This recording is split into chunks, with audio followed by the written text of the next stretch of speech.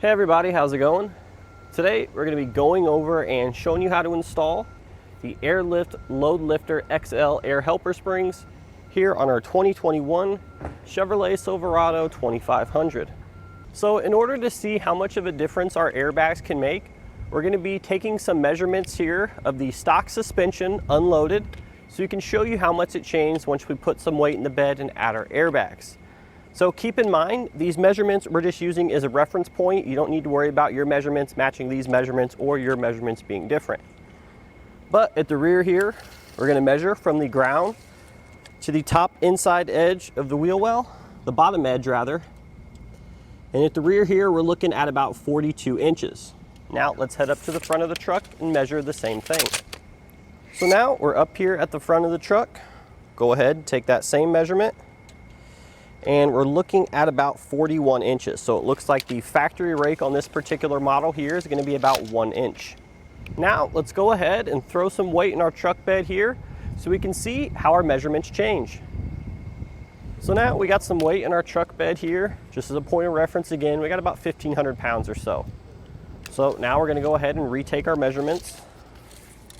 At the rear here, we're looking at about 40 inches, therefore we dropped about 2 inches here in the rear.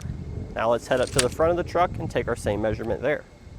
So now if we measure the same in the front here, we're looking at about 41.5 inches, therefore the front of our truck came up about a ½ inch. Now let's take our truck out on the test course here so we can show you how it performs. So now let's head over to our test bump course here. Get over these first couple bumps here. I do notice the truck, the back end of it, is definitely bucking around a little bit. We're getting a lot more bounce than normal. Now we're over here at our slalom course here. Let's get up to speed, do some evasive maneuvers. So when we hit those sharp corners there, we're definitely getting some body roll here, and that's basically our truck rocking back and forth on the chassis. So a little bit of a decrease in overall stability, and the steering, I would say, is not quite as responsive. So now with our airbags installed, pressurized, and our weight back in the truck bed here, we can retake our measurements. So at the rear here, we are back to our 42-inch factory ride height. So now let's go ahead and take that same measurement at the front. And then at the front here, we're right back at 41 inches from the bottom of the fender here. So again, back to the factory ride height at the front as well. Now let's take it back on our test course here so we can see if we notice a difference. So now we're over here at our test bump course.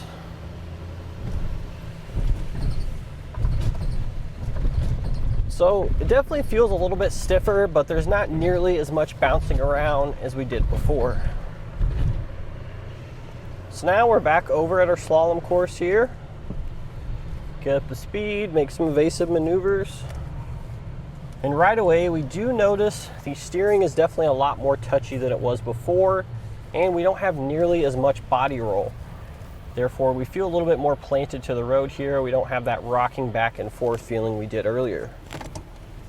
So adding air helper springs to your truck here, it's going to be an excellent option if you find yourself doing a lot of heavy hauling or heavy duty towing. Now, the reason adding suspension enhancements such as airbags is important is because when we're hauling those heavy loads or we have a heavy trailer hooked up, our truck is going to sag to the rear here. We're going to be offsetting the factory rake. Now, by doing this, your truck's not only going to look a little funny, it's also going to cause some performance issues, which we'll go over now. So one of the minor things that not a lot of people think about until they get out on the road and they're driving, especially at night, is that our headlight aim is going to be off. So since we've added a lot of weight to the rear of the truck, the front of the truck is actually going to be pointed up. Therefore, we're not going to get a great visibility of the road and what's ahead. We're also going to be blinding other motorists. So something else you're going to notice if you find yourself to be towing for extended periods of time or hauling frequently is improper tire wear. So the reason we're going to get improper tire wear from sag/squat is because the factory camber adjustments are going to be set for the factory rake. Therefore, when we add that weight to the rear of the truck and it lifts the front of the truck, our tires are actually going to change cambers. therefore resulting in improper tire wear. So one of the more serious things that you're going to experience in regards to a lack of performance from excessive sag/squat, and that's going to be the braking. Now, a lot of people don't actually realize how big of an effect the sag/squat has on our truck in regards to that braking. So the braking bias for most vehicles on the road today is going to be 60-40. Therefore, the majority of our braking force is coming from the front axle.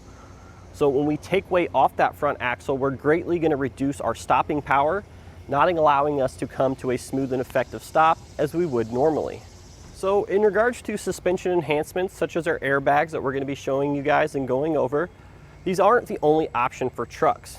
They are, however, in my mind, the best options. Some of the other ones you may be familiar with are Timbrens and Sumo springs, and those actually replace the factory Jounce bumper. But the problem we have with those is, number one, they're not adjustable, and number two, we're still going to experience some sag/squat before those actually engage. Whereas with our airbags, we can set those up to engage right away, and they're obviously adjustable, so we can get the perfect mix between support and comfort for any given load we may have. So one thing I would like to point out is that we do actually need an external air compressor in order to fill our airbags before each trip. Now, chances are you could just head to the gas station and use their air there. It's usually a pretty convenient solution for most. But if you want something on board that you can control inside the cab, you're going to want to look into an onboard air compressor system, and we have plenty of great options to choose from here at eTrailer. So there's actually two different versions of these airbags here. There's the standard duty model rated at 5,000 pounds, and there's the XL model rated at 7,500 pounds. Now, both of those are going to be more than enough for the payload capacity of our truck here, so we shouldn't have to worry about exceeding those ratings. However, the XL version, which is what we're going to be going over today, this is going to be geared more towards those more frequent towing. If you have a car hauler trailer you're towing across the country, or you have your camper and you're towing every weekend. The XL version is definitely going to be suited for those more frequent applications. So in regards to installation, I know the airbag kits can kind of seem intimidating at first, especially when you open up the box and see all the parts. But I will say the majority of these installations, they go pretty smooth. Everything is laid out for you, the instructions. There's no modifying to the vehicle. So as long as you give yourself some time, have adequate tools, you guys should have no problem at all installing these airbags by yourselves at home without a lift. So to start our installation off, we're obviously going to be coming underneath the rear of the vehicle here. Now, you can remove the spare tire if you want to. It's not required, but it will give you a little bit more room to work. But now we're going to go ahead and remove the Jounce springs, the factory Jounce springs. So here's what they look like. In order to remove them, they're just held in place with the crimps around the metal cups. So we're going to take a lubricant here. We're just going to spray around that edge. Try to get that lubricant in between the two materials there. And then what we can do is we can take a pry bar here. We'll do our best to work it between the cup and the spring, and we'll just pry it out of place.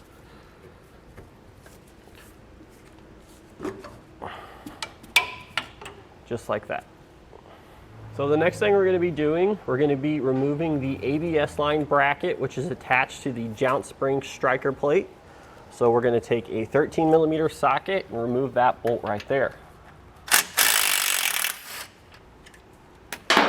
And then we're going to lift this bracket out and away from the Jounce spring striker plate. So next thing we're going to be doing is we're going to be removing the two wire clips here attached to that metal bracket. So I'm going to take a trim panel tool. I'm going to remove this outer one here. This just pulls straight out like so. And then for this larger loom here, we actually have some tabs on the top we're going to have to depress. And then we should be able to pull/push down to release it from the bracket. Just like that.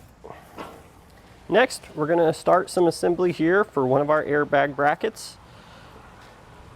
So next thing we're going to do is we're going to be again assembling our airbag assembly here. So we're going to be working on the driver's side first. We're going to take our airbag here.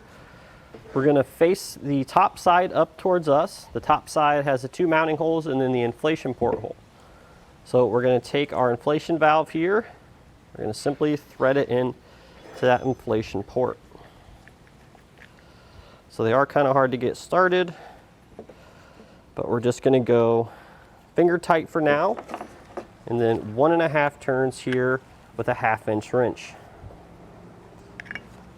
And then what I always like to do is I like to test the assembly out as soon as we get the air fitting installed outside the vehicle. That way if we have any leaks, we can address it now. So in order to test it, what you guys could do is you could go ahead and cut the airline you guys have in half and just plug one end into the fitting here, and then the other one is going to have your inflation valve. We have a little tool in the shop we use here, which is basically going to mimic the same thing I instructed you guys to do. So we're just going to install that in there, and now we're going to put some air in there, just enough so we can test it all out. Now we're going to take a soapy water solution here. I'm just going to spray everything down to make sure there aren't any leaks.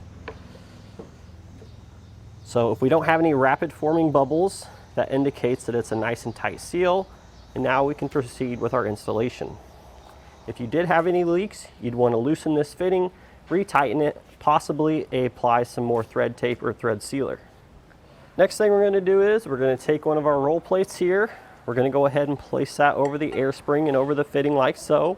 We want to make sure the rounded edges on the roll plate are facing down towards the bottom of the air spring. Now we're going to take one of our upper brackets here. So you can tell the upper bracket has a little notch there that's going to go around the inflation valve. You can see this side is flat. So we're going to go ahead and place that over like so. Now we do need to make sure that we have the correct upper brackets because there's two of them and they're not the same. So basically what we do is the inflation port is going to be facing the inside, and we want the 3-hole bracket here, the top flange, needs to be facing the rear of the truck towards the bumper. So once we have the correct upper spring, or the upper bracket rather, we have it positioned correctly on the air spring, we can go ahead and attach it using the 2 Allen head fasteners that come in your kit here. We're going to be using a 7/32 inch Allen key in order to tighten these down.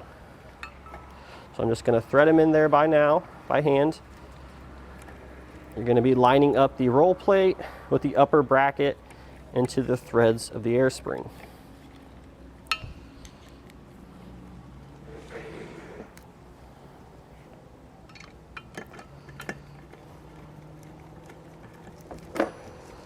So once we get each side started hand tight, we can come back with our torque wrench and torque it to the specifications in our instructions.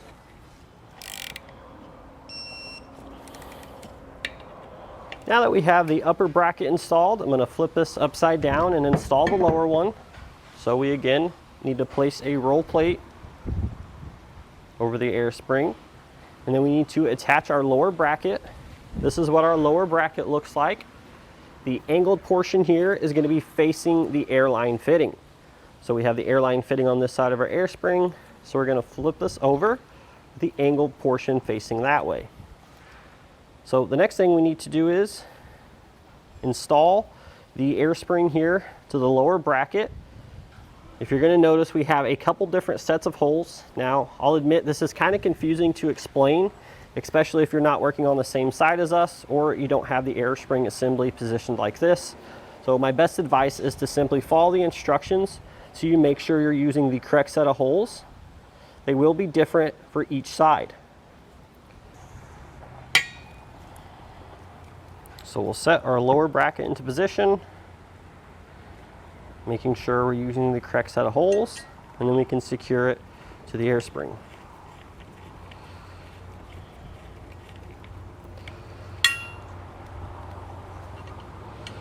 Now before I tighten these down, I am going to sort of just roughly hold the air spring assembly up to the vehicle so I can make sure I'm in the correct holes once again, because it is kind of tricky. And once we've verified it's correct, we'll torque these two down as well.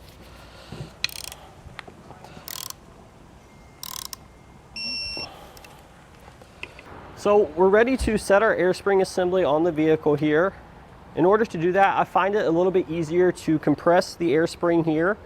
So in order to do that, if you remember our little tool from earlier, you can just use your half length of the hose that you cut from your kit here And basically, we're just going to press down on the airbag here to let all the air escape, and then we're essentially just plugging it so it stays in this compressed form and it's easier to maneuver up on the vehicle. Now, when we're setting this on, it's going to be a little bit harder on the driver's side if we didn't take down the spare tire. If we did take down the spare tire, it's probably going to be a little bit easier. This is what I was talking about earlier when we were talking about removing the spare tire, that some things are going to be a little bit easier, some things are going to be a little bit harder depending on whether or not we remove that. So let's go ahead and get it into position now. So as you can see, we got it into position now. I'm going to go ahead and slide it closer to the leaf spring and then pull down here so it's sitting flush on top of the striker plate. Now, I will say the passenger side is actually a little bit easier. This side will be a lot easier if you remove the spare tire, but as you can see, we can still get it into place with our spare tire in position. And now, once we get our air spring assembly into position, we can reinstall our brake line bracket here. So we're actually going to be using the hardware that comes in your kit here, not the factory hardware. It's this little M8 bolt along with this small flat washer. So there's going to be a threaded hole into the plate there, along with an empty hole there to allow the tab to line up. And we'll simply start threading it on, and then we'll tighten it down with a 13mm socket.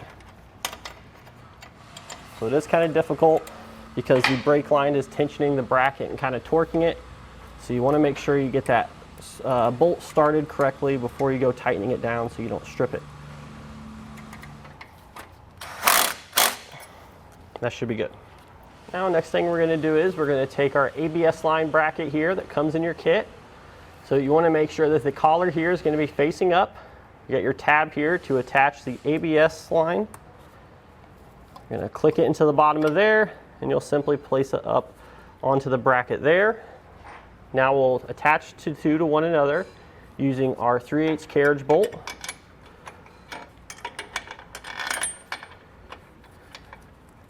Align it with that slot there, and then thread on one of your flange nuts. So we're going to thread this all the way up there until the two brackets are sandwiched together. We're not, however, tightening this nut at this time. We're going to get a few other things into position first. So now that we have one of our carriage bolts in place, we're going to take one of our axle strap brackets here, place it through the hole on the bottom, and then secure it with a flange nut. And then on the front side of this lower bracket, we're going to have another one of those square slots. We're going to install another carriage bolt through and then secure it to the bottom of the axle strap with another flange nut. So I'm going to get this one started here. And then what we're going to do is we're going to pretty much center this bracket here in between the mount for our shocks and the strap here, the bracket rather, for our U-bolts.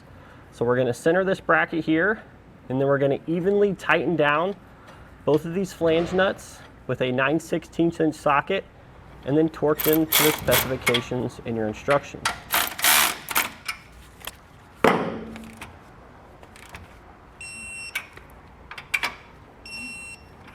And now once we have both of these torqued down, we can go ahead and snug up our other flange nut here up top.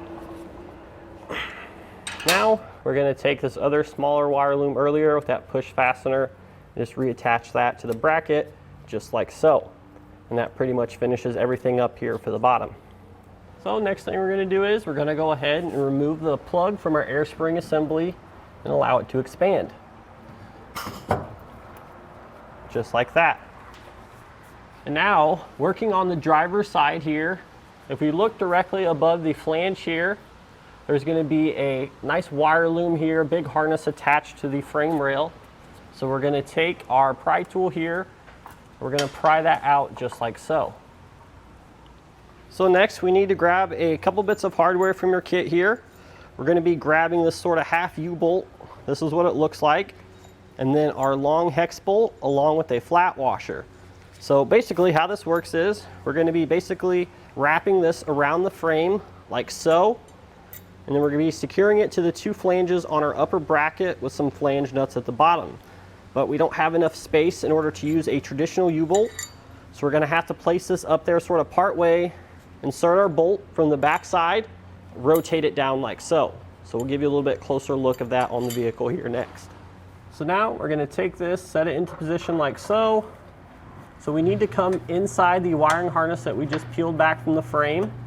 But before we rotate it down, we're going to take our hex bolt here and come along to the outside of the frame and insert that first. So we're on the outside of the frame here. We're going to place our hex bolt through just like so. And then we can come up and over like so, and then line up the holes there on the top flange of our upper bracket. So with the U-bolt into position now, we'll go ahead and just loosely thread on our flange nuts at the bottom here. So you probably noticed that the release handle there, you're not going to have that. That's this right here. This is for a gooseneck hitch that we have installed aftermarket on this truck here. So chances are you're not going to have that in the way. It's going to make things a little bit easier. If you do have a gooseneck hitch there with the handle, just be mindful of that when you're installing the U-bolt.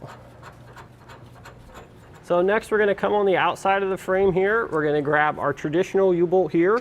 We're simply going to be placing this around the outside of the Jounce spring cup at the top there, and then pushing it into position through the holes on the other side of our upper bracket. Now I will say sometimes this is a rather tight fit, and you may need a hammer to tap it into place.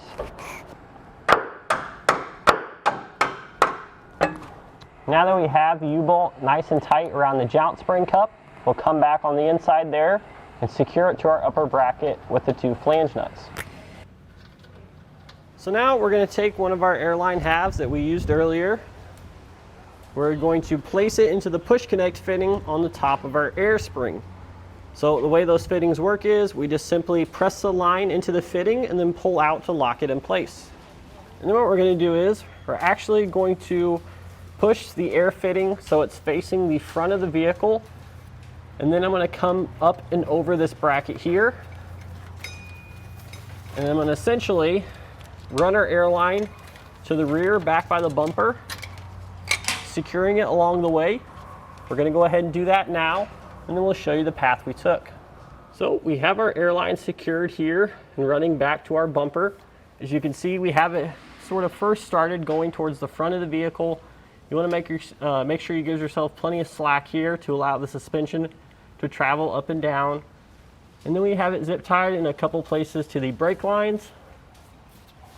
Gonna work our way back here, securing it to the existing wiring harness on the frame, and then up and over the cross member that holds our spare tire till we come out right here. Now that we have this into position, we're gonna go ahead and fill our system up, put about 10 pounds in there, and then we can tighten and torque the bolts for our upper bracket. We're going to start with our U-bolt that attaches to the top of the frame. So we'll take a 9/16 inch socket. We're just going to rotate back and forth, slowly tightening these nuts down. For the outside one here, you are going to need to place an open-ended box wrench up on the top of the bolt head there.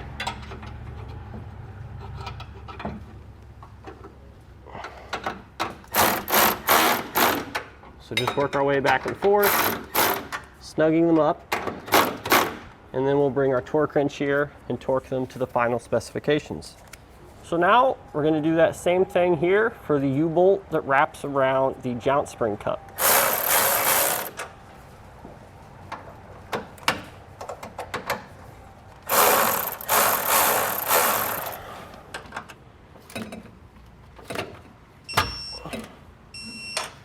Now we'll just simply repeat those same steps over on the other side of the vehicle. So the only thing that's really different over on the passenger side here is that we have a heat shield which attaches to our exhaust here with 2 band clamps. So we need to place that directly where our airbag is going to be mounted because we don't want the heat from the exhaust here damaging our bag. So again, we just have 2 band clamps attaching this heat shield here to our exhaust. You'll want to bend the bracket here a little bit too. We don't want it touching the exhaust.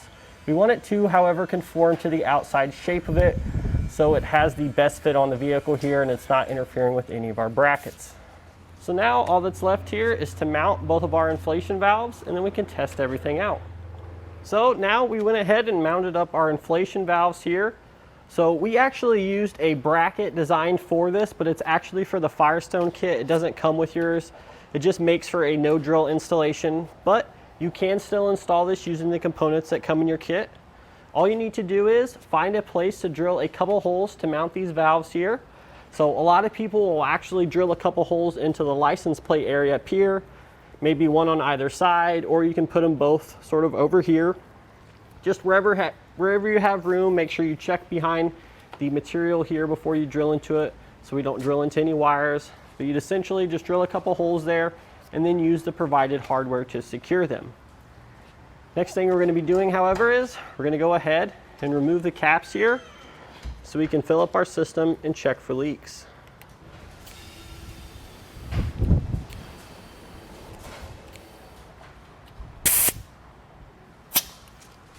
And now all that's left to do is to go ahead and spray down all of our fittings and lines with a soapy water solution so we can check for leaks. Now granted, we already tested the bags earlier, so we shouldn't have too much more to check. But again, we're just looking for those rapid forming bubbles, which would indicate a leak. And in which case, we'd need to remove the line from the fitting, recut it, or retighten the fitting. And that's going to do it today for our look and installation of the Air Lift LoadLifter XL air helper springs here on our 2021 Chevrolet Silverado 2500.